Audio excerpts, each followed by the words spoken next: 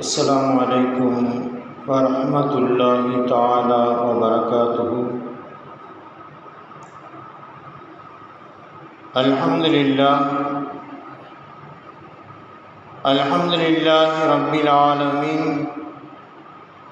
نحمده ونستعينه ونستغفره ونؤمن به ونتوكل عليه، ونعوذ بالله من شرور أنفسنا ومن سيئات أعمالنا.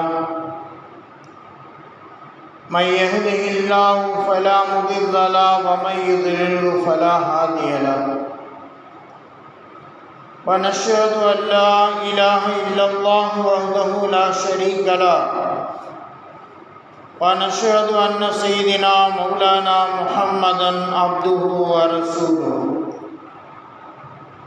اللهم طب القلوب ودوائها وعافية الأبدان وشفائها ونور الأبصار وضيائها وعلى آله وصحبه وسلم. أما بعد، فقد قال الله تعالى في القرآن العظيم والفرقان المجيد: فأعوذ بالله من الشيطان الرجيم، بسم الله الرحمن الرحيم.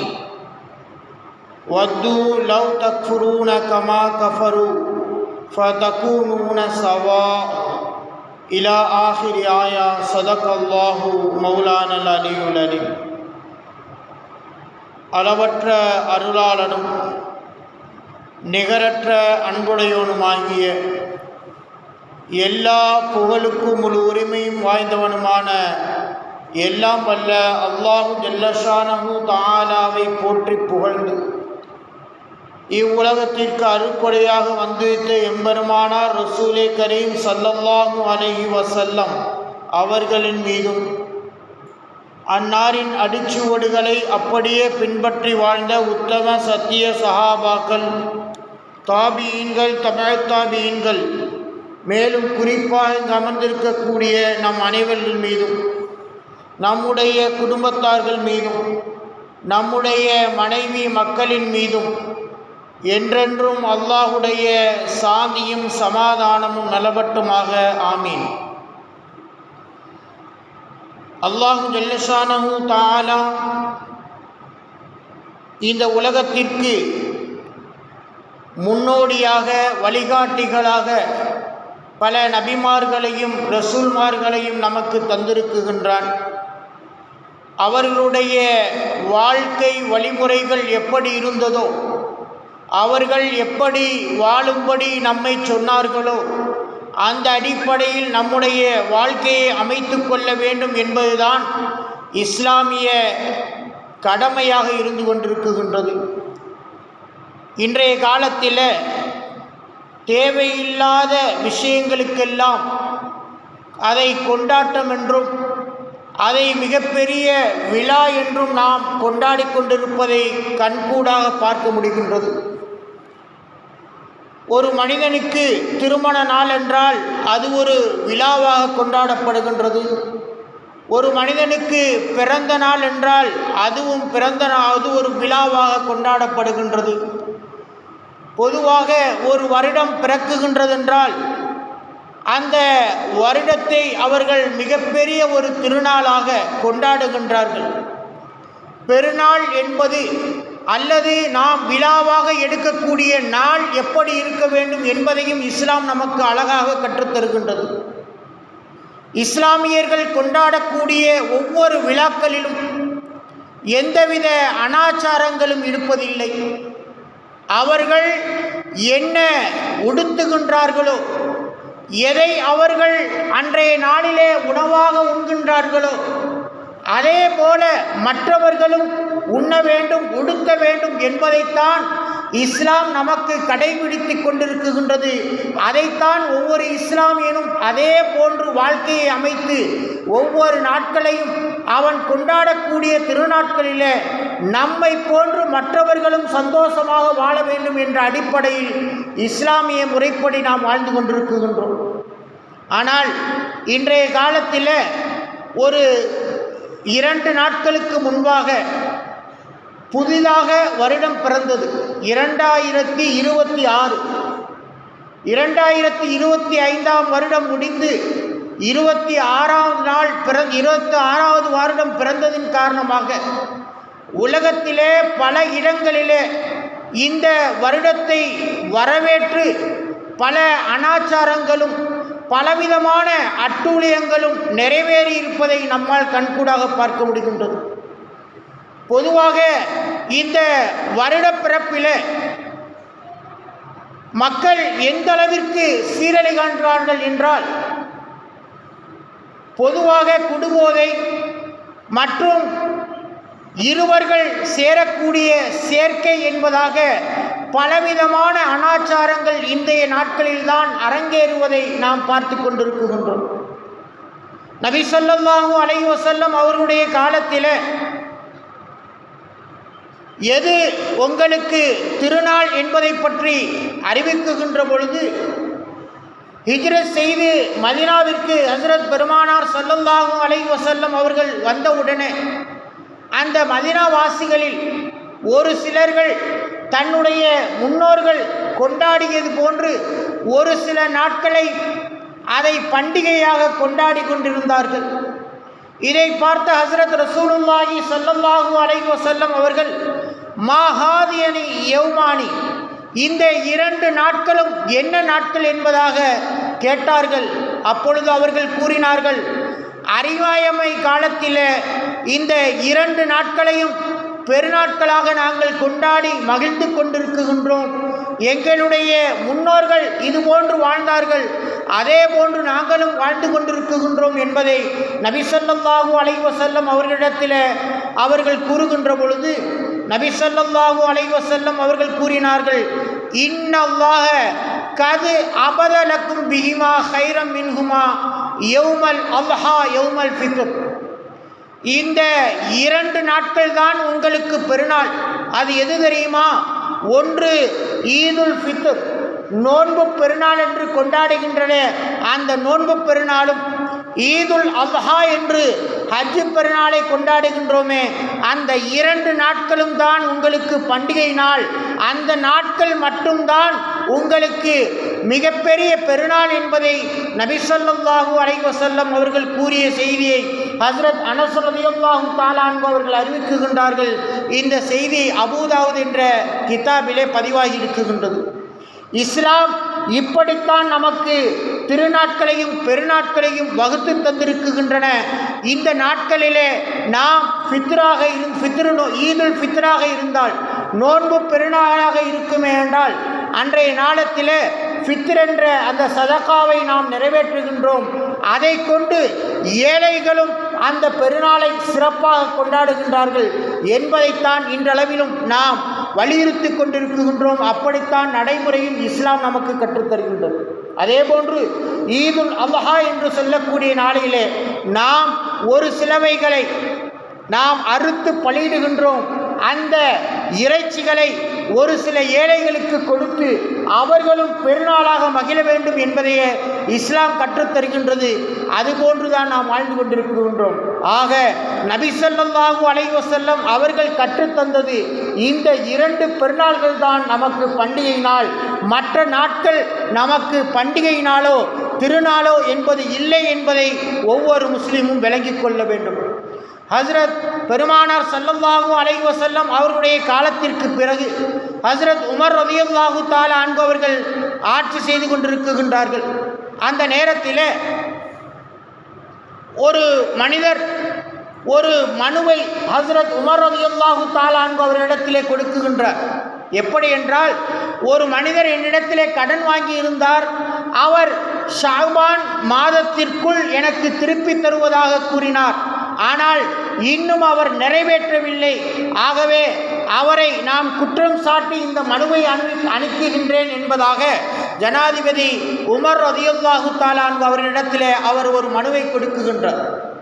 அந்த நேரத்தில் ஹஜ்ரத் உமர் ரலியல்லாஹு தஆலா அன்ஹு அவர்கள் அந்த ஓலையை பார்த்துவிட்டு ஷாபான் மாதம் என்பதாக கணக்கிடப்பட்டிருக்கின்றது, ஆனால் எந்த வருடம் என்பதாக குறிப்பிடவில்லை.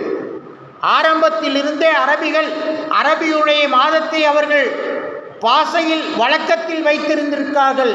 ஆனால் வருடத்தை அவர்கள் கணக்கிடவில்லை.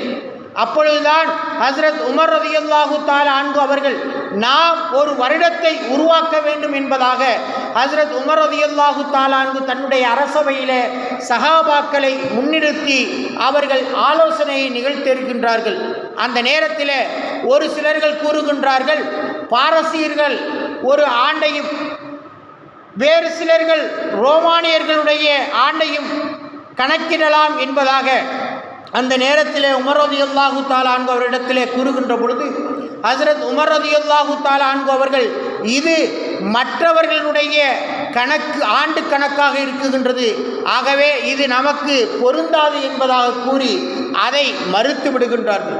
அதற்கு பின்னால் ஒரு சிலர்கள் நபி ஸல்லல்லாஹு அலைஹி வஸல்லம் அவர்கள் பிறந்த வருடத்தை நாம் முதல் வருடமாக கணக்கிடலாம் என்பதாக கூறுகின்ற பொழுது ஹஸ்ரத் உமர் ரலியல்லாஹு தஆலா அன்ஹு அவர்கள் கூறுகின்றார்கள், பிறப்பை நாம் அடையாளமாக கணக்கிடுவது என்பது இஸ்லாமிய மார்க்கத்தில் இல்லை, அதை கிறிஸ்தவர்கள் தான் கணக்கிடுகின்றார்கள். ஆகவே இதையும் மறுத்து அவர்கள் கூறுகின்றார்கள். மூன்றாவதாக நபி ஸல்லல்லாஹு அலைஹி வஸல்லம் அவர்களுக்கு நபி பட்டம் கிடைத்ததே, அந்த ஆண்டை நாம் ஆண்டாக கணக்கிட்டால் என்ன என்பதாக கூறுகின்ற பொழுது அந்த நேரத்தில் தான் நாமெல்லாம் அனாச்சாரத்தில் ஈடுபட்டு கொண்டிருக்கின்றோம், நாமெல்லாம் முஸ்லீம் அல்லாமல் இருந்திருந்தோம், இப்பொழுதுதான் நாம் திருந்தி நல்ல நிலைமையில் இருக்குகின்றோம், ஆக நாம் வழிகாட்டில் இருந்த அந்த நாளை நாம் ஆண்டாக கணக்கிட வேண்டாம் என்பதாக உமர் ரலியல்லாஹு தஆலா அன்ஹு அவர்கள் அதையும் மறுத்து விடுகின்றார்கள். இப்படி ஒவ்வொரு விஷயங்களையும் அவர்கள் கணக்கிட்டு கொண்டே வருகின்றார்கள். ஆனால் அனைத்து செய்திகளும் நிராகரிக்கப்படுகின்றன. இறுதியாக ஹஸ்ரத் அலி ரலியல்லாஹு தஆலா அன்ஹு அவர்களும் அவர்கள் கூட ஒரு சில சஹாபாக்களும் சேர்ந்து கூறுகின்றார்கள், நபி ஸல்லல்லாஹு அலைஹி வஸல்லம் அவர்கள் எப்பொழுது மக்காவிலிருந்து மதீனாவிற்கு ஹிஜ்ரத் செய்தார்களோ அதை நாம் ஆண்டாக கணக்கிடலாம் என்பதாக கூறுகின்ற பொழுது இதை மறுக்காமல் அன்றிலிருந்து தான் இஸ்லாமிய ஆண்டு ஹிஜ்ரி என்பதாக கணக்கிடப்பட்டது என்பதாக வரலாற்றிலே நமக்கு குறிப்பிடுகின்றார்கள். அல்லாஹு ஜல்லஷானஹு தஆலா அல் குர்ஆன் ஷரீஃபிலே 12 மாதங்கள் என்பதாக கணக்கிட்டு அல்லாஹு தஆலா குறிக்காட்டுகின்றான். அதிலே எது சிறந்த மாதங்கள் என்பதாகவும் அல்லாஹ் குறிக்காட்டுகின்றான். ஆக வருடத்தை ஹஸ்ரத் உமர் ரலியல்லாஹு தஆலா அன்ஹு அவர்களுடைய அந்த காலத்தில் தான் ஹிஜ்ரி ஆண்டு என்பதாக துவக்கப்பட்டது. எப்பொழுது இந்த ஹிஜ்ரி புத்தாண்டு பிறக்குகின்றதோ அந்த நாளை வேண்டுமானால் நாம் பயன்படுத்தி கொண்டு ஒருவருக்கொருவர் வாழ்த்து சொல்லிக் கொள்ளலாமே தவிர மாறாக மற்ற ஆண்டுகளிலே நாம் வாழ்த்து சொல்வதோ மற்றவர்களுக்கு நல்ல செய்திகளை நாம் பரப்புவதோ கூடாது என்பதை இஸ்லாம் நமக்கு தெளிவாக சுட்டி காட்டுகின்றது. ஹஸ்ரத் பெருமானார் ஸல்லல்லாஹு அலைஹி வஸல்லம் அவர்களுடைய காலத்தில் சஃபருடைய மாதத்தினுடைய கடைசியில் இருந்துதான் ஹிஜ்ரத்தை அவர்கள் துவங்கினார்கள். ரபீல் அவ்வல் மாதத்தில்தான் ஆரம்பத்தில் மதீனா நகருக்கு வந்து சேர்ந்தார்கள் என்பதாக வரலாற்றிலே கணக்கிடப்படுகின்றது. இதில் எந்த மாதத்தை நாம் முதல் மாதமாக வைப்பது என்பதாகவும் அவர்களுக்கு மத்தியில் கருத்து வேற்றுமை நிகழ்ந்தேறியது. அதிலே ஹஸ்ரத் பெருமானார் ஸல்லல்லாஹு அலைஹி வஸல்லம் அவருடைய காலத்திலே இந்த மாதங்கள் இருந்திருந்தாலும் இந்த மாதங்கள் என்பது நாம் ஆண்டை இப்பொழுதுதான் கணக்கிடுகின்றோம், அந்த ஆண்டு எந்த மாதத்தில் இருந்து துவங்க வேண்டும் என்பதை அவர்கள் ஒவ்வொருவர்களும் ஆராய்ச்சி செய்கின்ற பொழுது அவர்கள் பல கருத்துக்களை அந்த இடத்திலே முன்வைக்குகின்றார்கள். ஒரு சிலர்கள் நாம் பெருநாளாக கொண்டக்கூடிய அந்த நாளை மாதமாக வைப்போம், ஒரு சிலர்கள் ரமலான் மாதத்தை முதல் மாதமாக வைப்போம், ஒரு சிலர்கள் சஃபர் மாதத்தை முதல் மாதமாக வைப்போம் என்பதாக ஒருவருக்கொருவர் கூறிக்கொள்கின்றார்கள். அந்த நேரத்தில் ஹஸ்ரத் உமர் ரலியல்லாஹு தஆலா அன்ஹு அவர்கள் ஹஸ்ரத் பெருமானார் ஸல்லல்லாஹு அலைஹி வஸல்லம் அவர்கள் ஹிஜ்ரத் செய்து வந்தது சஃபருடைய மாதம், அதே போன்று அவர்கள் மதீனாவிலே நுழைந்தது ரபீல் அவ்வல் மாதம் என்றாலும் நாம் ஆரம்பத்தினுடைய துவக்கம் அந்த ஹிஜ்ருடைய ஆரம்பம் முஹர்ரம் மாதமாக இருந்தால் சிறப்பாக இருக்கும் என்பதற்காக அந்த முஹர்ரம் மாதத்தை முதல் மாதமாக கணக்கிட்டு அவர்கள் குறிக்காட்டுகின்றார்கள். இப்படித்தான் இஸ்லாத்தினுடைய புத்தாண்டுகளும் மாதங்களையும் நாம் எப்படி கணக்கிட வேண்டும் என்பதை நாம் முதலிலே விளங்கிக் கொள்ள வேண்டும். இஸ்லாமியர்களிடத்தில் முதலிலே நாம் இஸ்லாமிய மாதங்களே தெரியாமல் எத்தனையோ மனிதர்கள் இந்த உலகத்தில் நாம் இருந்து கொண்டிருக்கின்றோம். நிச்சயமாக அது நமக்கு மிகப்பெரிய வேதனை தான். இஸ்லாமியனாக இருந்து கொண்டு இஸ்லாமிய வருடமும் தெரியவில்லை, இஸ்லாமிய மாதமும் தெரியவில்லை, எப்பொழுது பிறை பிறக்குகின்றது, எப்பொழுது பிறை நம்மை விட்டும் செல்கின்றது என்பதை கூட தெரியாமல் வாழ்வது நாம் இஸ்லாத்திற்கு செய்யக்கூடிய ஒரு துரோகம் என்பதை ஒவ்வொருவரும் விளங்கிக் கொள்ளுங்கள். தெரியாதவர்கள் அந்த மாதங்களை கற்றுக்கொள்ள நாம் கடமைப்பட்டிருக்கின்றோம் என்பதை நீங்கள் உணர்ந்து கொள்ளுங்கள். ஹஜ்ரத் பெருமானார் ஸல்லல்லாஹு அலைஹி வஸல்லம் அவருடைய வாழ்க்கை வழிமுறைகளை நாம் ஒவ்வொருவரும் கணக்கிடுகின்றோம். அவர்களின் மூலமாகத்தான் இந்த இஸ்லாம் இந்த அளவிற்கு பரவியது. அதன் மூலமாகத்தான் நமக்கு இந்த இஸ்லாமிய புத்தாண்டு என்பதும் கிடைத்தது என்பதை வரலாறாக நமக்கு குறிப்பிடுகின்றார்கள். அன்றைய காலத்தில் பழங்கால கணக்கிடத்தில் கிபி என்றோ கிமு என்றோ எந்த கணக்கும் இல்லாமல் இருந்தது. அதை உருவாக்கியவர் டயோசியஸ் எக்ஸிகுஸ் என்பவர் கிபி 470 544 என்பதாக அவர் முதலிலே அந்த கணக்கை தொடங்கினார். ஆங்கில மாதங்களையும் நாம் கணக்கிட்டு பார்ப்போமேயானால் அது ரோமானியர்களுடைய கணக்காக இருந்து கொண்டிருக்கின்றது. அவர்கள் என்ன செய்திருக்கின்றார்கள் தெரியுமா? சனி, ஞாயிறு, திங்கள், செவ்வாய், புதன், வியாழன், வெள்ளி, சனி என்பதாக நாம் ஒவ்வொரு நாளையும் கணக்கெடுகின்றோம். இவைகள் அனைத்தும் அந்த ரோமானியர்கள் வணங்கக்கூடிய கடவுள்களின் பெயர்களாக அவர்கள் உருவாக்கி இருக்கின்றார்கள். அதுபோன்றுதான் ஒவ்வொரு மாதத்தையும் ஜனவரி, பிப்ரவரி, மார்ச், ஏப்ரல் இப்படி இந்த ஒவ்வொரு மாதத்தையும் அவர்களுடைய கடவுள்கள் அந்தந்த மாதத்தில் என்னென்ன அவர்கள் வணக்கம் புரிகின்றார்களோ அதற்கு தோதுவாக அவர்கள் அந்த கடவுளின் பெயர்களை அந்த மாதங்களின் பெயராக குறிப்பிட்டிருக்கின்றார்கள் என்பதை நாம் ஒரு சில புத்தகங்களிலே காண முடிகின்றது. உதாரணமாக நாம் ஜூலை என்ற அந்த மாதத்தை எடுத்துக்கொள்வோமேயானால் அந்த ஜூலை மாதத்தை அவர்கள் ரோமானியர்கள் அந்த நாட்களின் எண்ணிக்கையை நிர்ணயித்தவர் ஜூலியஸ் சீசர் என்பவர். ஆகையால் அவருடைய ஞாபகார்த்தமாக ஜூலியஸ் என்ற அந்த பெயரை ஜூலை மாதத்துக்கு இட்டு பிற்காலத்தில் அது ஜூலையாக மாறியது என்பதாக வரலாற்றிலே குறிப்பிடுகின்றார்கள்.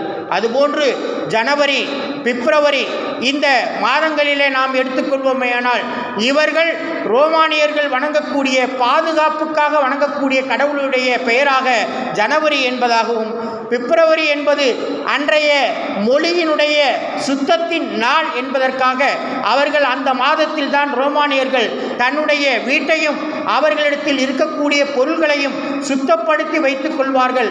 ஆகவேதான் அந்த நாட்களுக்கு பிப்ரவரியாகவும், மார்ச் என்பது குளிர்காலத்தில் இருட்டுக்கு பின் சூரிய வெளிச்சம் கிடைப்பதற்காக அந்த வானத்தை நோக்கி வணங்கக்கூடிய ஒரு கடவுளின் பெயராக மார்ச் மாதத்தையும், ஏப்ரல் என்பது பூமியை சுவக்கக்கூடிய ஒரு கடவுளின் பெயராக இருப்பதினால் அதை ஏப்ரல் என்பதாகவும், அது எப்படி என்றால் ஒரு மே மாதத்தினுடைய மனைவியின் பெயர் ஜூன் என்பதாக கூறப்படுகின்றது. இப்படி அவர்கள் ஒவ்வொரு மாதத்தையும் அவர்களுடைய கடவுளாக அவர்கள் எடுத்து அவர்களுடைய வாழ்க்கையை அமைத்து கொண்டார்கள்.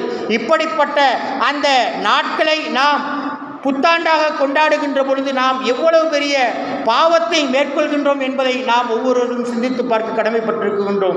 இப்படி ஒவ்வொரு விஷயத்தையும் நாம் ஆராய்கின்ற பொழுது நமக்கு அல்லாஹும் ரசூலும் வழிகாட்டி தந்த வழிமுறைகள் என்பது எவ்வளவு சிறப்பானதாக இருக்குகின்றது என்பதை நாம் முதலில் விளங்கிக் கொள்ள வேண்டும். அதிலேயும் ஒவ்வொரு இல்லங்களிலும் காலாண்டர் தொங்குகின்றது. அந்த காலாண்டரிலே அந்தந்த இனத்தவர்களுக்கு தோதுவாக அவர்களுடைய கடவுளையோ அல்லது இஸ்லாமியர்களுக்கு கொடுப்பதாக இருந்தால் காபாவினுடைய படத்தையும் மதினாவுடைய படத்தையும் அதிலே இடுகின்றார்கள். இவர்களுடைய வியாபாரத்திற்காக ஒரு காலத்தில் காசு கொடுத்து காலாண்டரை வாங்கி நாட்கள் பார்த்த காலங்கள் எல்லாம் போய்விட்டது. ஆனால் இப்பொழுது வியாபாரத்தை அவர்களுடைய பிரபலயத்திற்காக அந்த அட்டையில் பல விளம்பரங்களையும் பல தேவையில்லாத விஷயங்களையும் போட்டு அந்த வீட்டில் அவர்கள் காலாண்டராக தொங்க விடுகின்றார்கள். ஒரு சில இல்லங்களில் குழந்தை படங்களை போட்டதாகவும், ஒரு சில இடங்களில் உருவப்படம் உள்ள நாய்கள் படம் மற்றும் பல விதமான படங்களை போட்டு தொங்கவிட்டு பார்க்கப்படுகின்றது. இதை பற்றி ஹஸ்ரத் பெருமானார் ஸல்லல்லாஹு அலைஹி வஸல்லம் அவர்கள் கூறுகின்ற பொழுது, லா யதுகுலுல் மலாயிகத்து, மலக்குமார்கள் வீட்டிலே நுழைய மாட்டார்கள். எந்த வீடு தெரியுமா? எந்த வீட்டிலே ஃபீஹி சுவரக்கும், யாருடைய இல்லத்தில் உருவப்படம் இருக்குகின்றதோ அந்த இல்லத்திலே மலக்குமார்கள் நுழைய மாட்டார்கள் என்பதாக நபி ஸல்லல்லாஹு அலைஹி வஸல்லம் அவர்கள் கூறி காட்டினார்கள். அந்த அடிப்படையில் இன்றைய காலத்தில் அவர்கள் பல விநியோகங்களை மேற்கொள்வதற்காக விளம்பரங்களை வெளிப்படுத்தி அவர்கள் அந்த காலாண்டரை கவர்ச்சியாக போடுகின்றார்கள்.